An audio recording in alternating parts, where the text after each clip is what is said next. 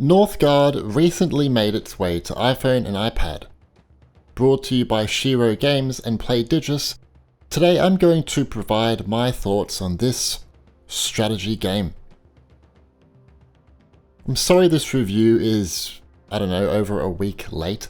I've been incredibly busy getting ready and then covering the Apple April event, so I had to put this review on the back burner. Anyway, I'm happy to be finally taking a look at Northgard.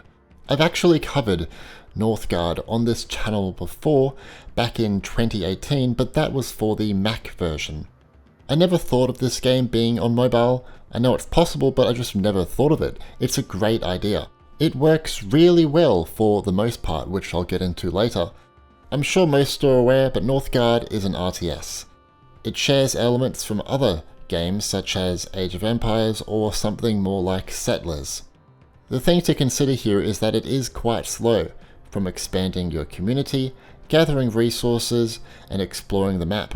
And there are neutral enemies on the map. So sometimes when you first start a game, you could spend around 15 to 20 minutes before you actually see your opponent. The game is also heavily focused on resource management, which in my opinion is the best part of the game. Villagers can be assigned to jobs, but these jobs may have to come to a halt if it's time for war. Your production must be sacrificed in order to create warriors from the military camps you build. But your villagers need to eat food and use wood for warmth, so it's important to stockpile resources for winter and for when you need to create an army. Winter occurs every year and lasts for around 3 months. During this time, food production is reduced and wood consumption is increased. So if you're not prepared for it, your whole economy may collapse and your people may die out without even an enemy attacking you. The game is split into 2 modes, single player and story mode. Unfortunately, the multiplayer mode is not here. That said, this is something the developer may look into. For now, you can jump into the single player mode. In single player, you have more freedom to customize how you want to play. Choose Northgard or Ragnarok mode, change the world hostility, and more advanced settings such as map type, size, the amount of AI players you want on the map, and different victory conditions.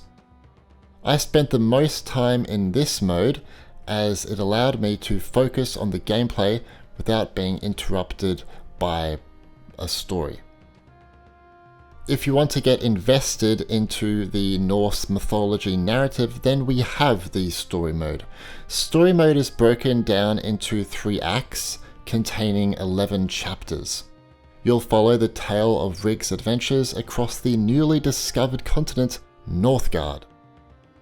I found the story mode is a good way to learn the basic mechanics of the game. It will teach you how to construct a building, from houses, scout camps, woodcutter's lodge, fields, mines, and combat buildings. If you keep your community happy, you will slowly get more villagers that can be assigned to different buildings for tasks, from collecting food, wood, stone, and iron, but everything you do is built around the currency of this world known as crowns. I think that's how you say it.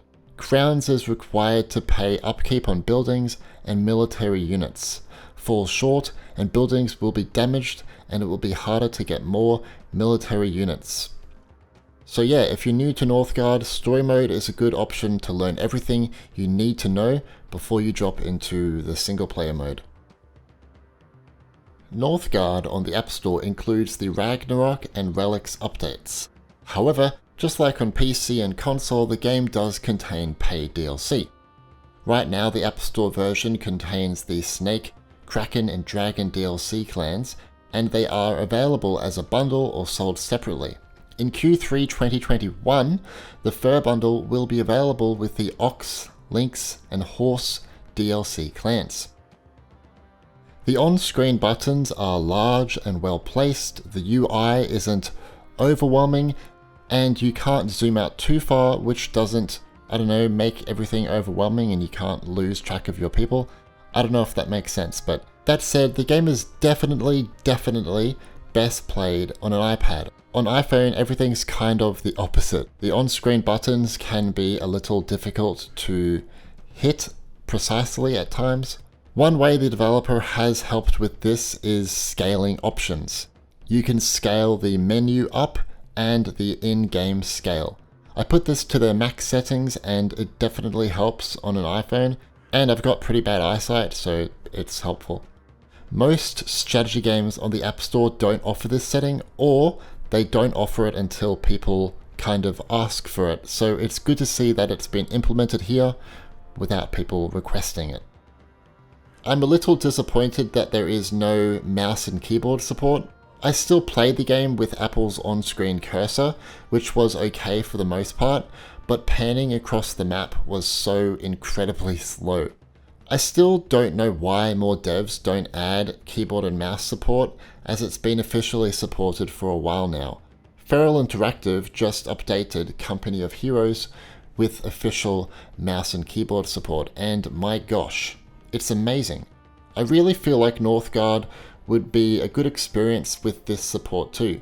You know, you could use it when you're at home, like a PC experience, and then when you want to go out, you could easily play it with just your hands. There is also no controller support like the console version, but honestly, I would not want to play this game with a controller anyway. The game's performance is fine too. In high performance mode, the game will attempt to target 60 FPS, and in standard mode, it's capped to 30. The only issue I have here is that the game is very, very battery hungry. So for now, I suggest playing in standard mode if you want to play for longer sessions. Are you going to get Northgard on your iPhone or iPad? Let me know in the comments. You definitely should check it out, as it's one of the most polished strategy games on mobile alongside XCOM 2, Company of Heroes, Civ 6 or Tropico. Anyway, leave a like if you enjoyed the video, and if you're on the hunt for more great App Store games, be sure to subscribe and turn on notifications as I regularly publish videos like this one. My name's Stewie and thanks for watching.